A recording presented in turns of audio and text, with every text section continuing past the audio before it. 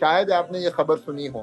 آپ کو پتہ ہے کہ ایک اسلامی ریاست ہے جس نے اعلانیہ، اسلامی ریاست ہے جس نے اعلانیہ کہا ہے کہ اس سال ان کے یہاں قربانی نہیں ہوگی، اور ایک قربانی ہوگی جو کہ صرف حاکم وقت کرے گا، ان کا پرائم منسٹر کرے گا، اور it is sufficient for the entire country. یہ کافی ہے پوری قوم کے لیے، اور باقی قوم کا کوئی بھی فرد بھلے وہ افورڈ ہی کیوں نہ کر سکتا ہو وہ قربانی نہیں کرے گا. اسلامی ریاست، نام پتہ ہے آپ کو؟ اسلامی ریاست آج اس سال مغرب موروکو کی حکومت نے اس سال یہ کہا ہے کیونکہ ہمارے پاس سپلائی کم ہے تو موروکو میں اس سال قربانی کرنا اللیگل ہے عامر بھائی. کیوں؟ کیونکہ حاکم وقت جو ان کا ہے، جو ان کا ابھی جو پرائم منسٹر ہیں یا جو پریزیڈنٹ ہیں، مجھے یاد نہیں ہے کہ کیا ہائیسٹ پوزیشن وہاں پہ کیا ہے، وہ قربانی کر رہا ہے دو.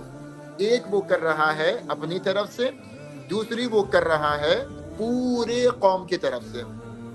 اور جو نا وہ المیہ تو یہ ہے کہ میں امریکہ میں بیٹھا ہوں، میرے امریکہ میں جو موروکو کے لوگ ہیں وہ مجھ سے کہہ رہے ہیں کہ حضرت ہمیں تو قربانی کرنے کی ضرورت نہیں ہے کیونکہ ہمارا پرائم منسٹر جو ہے وہ ہماری طرف سے قربانی کر رہا ہے. ریفرنس کیا ہے کہ رسول اللہ صلی اللہ علیہ وسلم نے اپنی زندگی میں دو قربانیاں کی، ایک قربانی اپنی طرف سے کی اور ایک قربانی پوری امت کی طرف سے کی.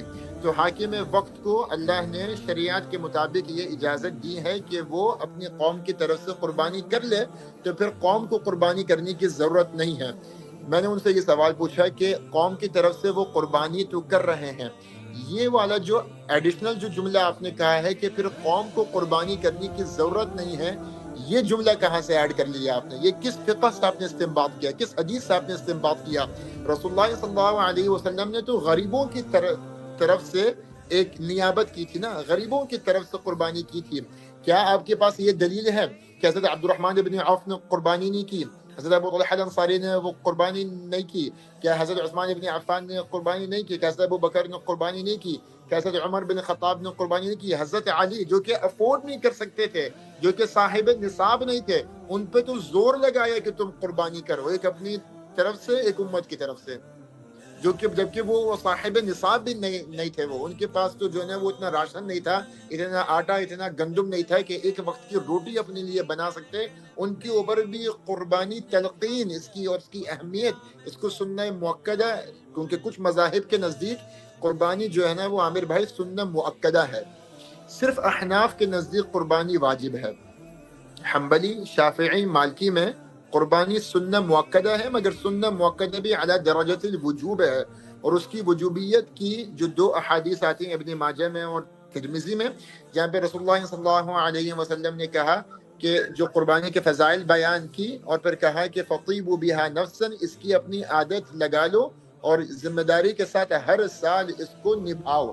اور ایک اور حدیث میں آتا ہے کہ جس میں رسول اللہ صلی اللہ علیہ وسلم نے فرمایا کہ من وجد ساعة فلم يضحي، کہ کسی کے پاس استطاعت ہو، کوئی قربانی کر سکتا ہو، he can afford it and still he does not do it. من وجد ساعة، جس کے پاس گنجائش ہو اس کے باوجود بھی وہ قربانی نہ کرے، تو رسول اللہ صلی اللہ علیہ وسلم نے اس حدیث میں فرمایا کہ فلا يقربن مصلانا، پھر وہ ہماری عید گاہوں کے قریب بھی نہ آئے.